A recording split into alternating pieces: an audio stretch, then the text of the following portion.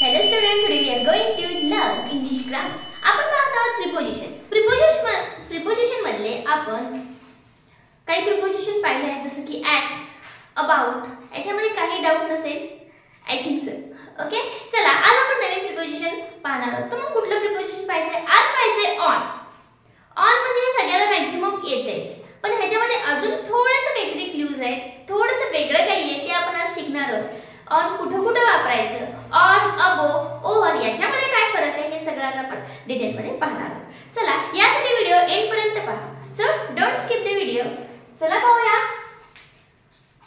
Preposition on. Normally on म्हणजे वर हे सगळ्यांना माहिती आहे, पण एक लक्षात ठेवायचं, ऑन म्हणजे एखाद्या गोष्टीच्या वर असणार आहे ते स्पर्श असला पाहिजे. Suppose this pen is on my hand. हा पेनचा आहे आणि हा हँडचा स्पर्श आहे म्हणून आपल्याला हँड ऑन म्हणता येईल. ओके, अबो वेगळं राहतं आणि परत ओव्हर अजून वेगळं राहतं. त्याविषयी सांगूया. फक्त ऑन पाहता ऑन काय असतं? ऑन जर असेल टेबलवर जरी असेल, सपोज इथं हा टेबल आहे आणि ह्या टेबलवर काय आहे? बुक आहे. टेबलवर बुक आहे किंवा प्याला आहे, कप आहे, काही म्हणू शकता तुम्ही. ह्या दोघांचा टच असेल तर याला काय म्हणायचं? ऑन म्हणायचं. या दोघांचा टच असेल म्हणजे स्पर्श असला पाहिजे, मग आपण त्याला ऑन म्हणायचं. म्हणजे इथं काय येणार आहे? The cup is on the table. Okay, जर आपण टेबल व्यवस्थित जर काढला तर काय येणार ह्याचा अर्थ? आपण ह्याला कसं म्हणू शकतो? The cup is on the table. Okay, cup कुठे आहे? On the table. टेबलला त्याचा स्पर्श आहे म्हणून आपण ऑन वापरायचं. इथं या ठिकाणी आपण असं ऑन तुम्हाला माहिती आहे की ऑन कसं वापरायचं, कारण तो आपल्याला माहिती ऑन म्हणजे वर. मग अजून काय उपयोग आहे याचा ऑनचा? चला पाहूया नेक्स्ट. आता हे माहिती झालं आपल्याला. नेक्स्ट आहे दिवस किंवा तारखेपूर्वी सुद्धा ऑन वापरतात. मग कधी, कसं? चला पाहूया. सेंटेन्स लिहिते, आय विल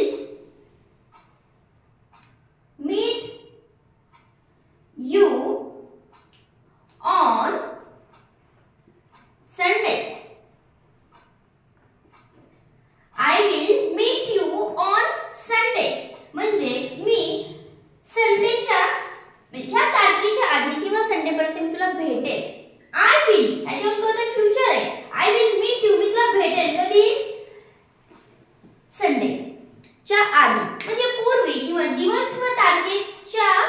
तिथे पण आपण ऑन वापरतो. म्हणजे कधी वापरायचं? त्या तारखेच्या पूर्वी का त्या वाराच्या पूर्वी, म्हणजे रविवारी. ऑन म्हणजे रविवारी तरी भेटणार होणार असेल, रविवारपर्यंत तुम्हाला असं सांगता येतं की ऑन संडे असं म्हणू शकतो. My exam will be hold teacher on Friday असं आपण म्हणू शकतो. म्हणजे या ठिकाणी सुद्धा तुम्ही काय वापरू शकता? ऑन वापरू शकता. अगेन एक्झाम्पल पाहूया. आता हे संडे मंडे यालाच वापरतात का?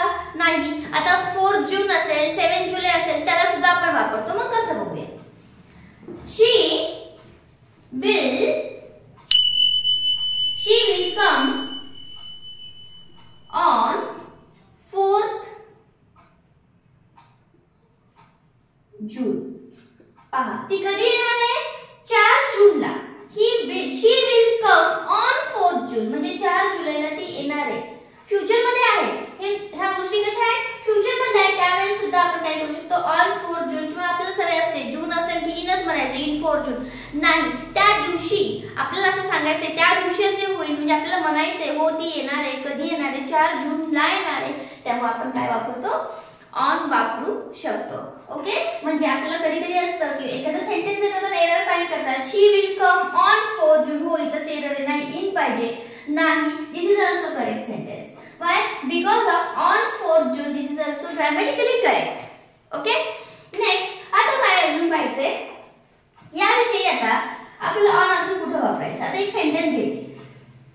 आपल्याला जर त्या सेंटेन्स सांगितलं असेल, ज्या विषयीची माहिती लिहिली आहे किंवा ज्याविषयी काहीतरी लिहिलंय गेलंय, काहीतरी सांगितलंय, तेव्हा सुद्धा आपण काय करतो? ऑन वापरतो. च्या विषयी या अर्थाने. तर सेंटेन्स मी तुम्हाला समजून सांगते.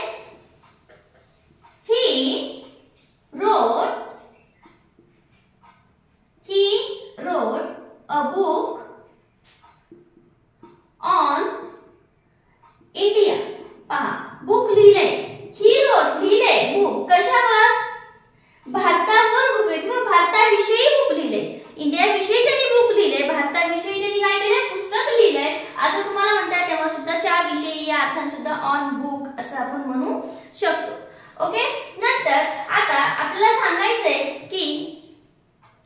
एखादी शेळी असेल ती काय करते, चारा खाते, मग ती ग्रासवर जगते या अर्थाने आपल्याला सांगायचं असेल तेव्हा सुद्धा ऑन वापरतात.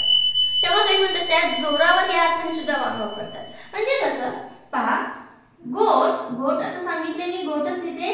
गोट लिव्ह ऑन ग्रास. गोट लिव्ह ऑन ग्रास म्हणजे शेळी कशावर जगते, तेव्हा सुद्धा गवतावर, तेव्हा सुद्धा ऑन वापरतात. ओके. नेक्स्ट अजून सांगितलं झालं तर जर कार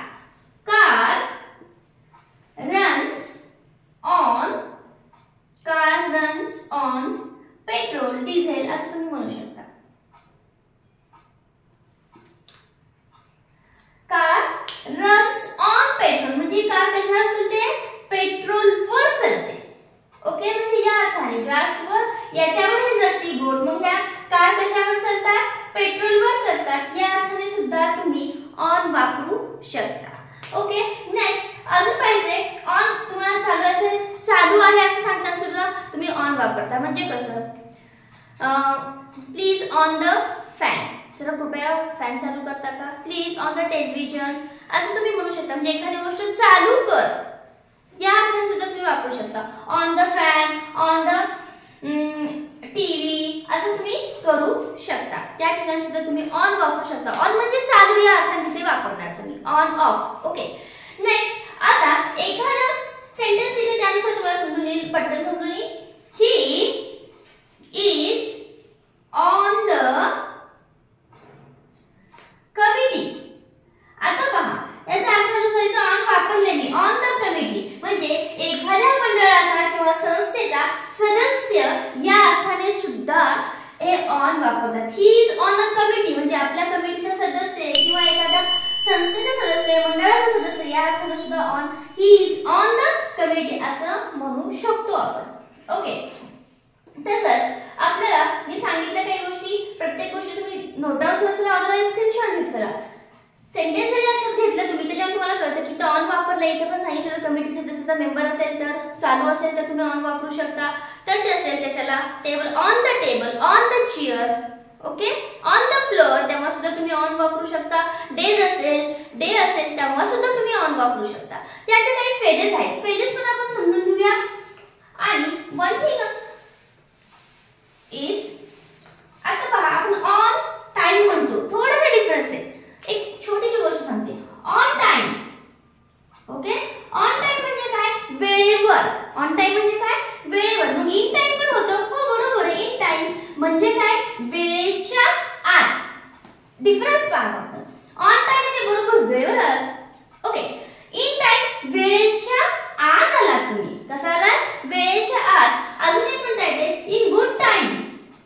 इन गुड टाइम तेव्हा काय म्हणता येते, हे काय झालेले भरपूर वेळेच्या लवकर आले, वेळेपेक्षा बराच काळ आधी आले आहेत, तेव्हा त्याला काय म्हणता येते आपल्याला इन गुड टाइम. म्हणजे पहा ऑन टाइम होतं, इन टाइम होते, इन गुड टाइम होते. तिन्ही पण सेंटेन्स म्हणजे इनच्या जागी ऑन पण वापरतात. या प्रकारे तुम्ही इन ऑन वापरू शकता. ओके. आता बघा थोडेसे फेजेस ज्या की तुम्हाला थोडेसे फॅमिलियर पण असतात आणि कुठे तुम्हाला फाइंड एरर करण्यासाठी सुद्धा तुम्हाला उपयोगी पडतील. चला फेजेस पाहूया. Confer on, comment on, impress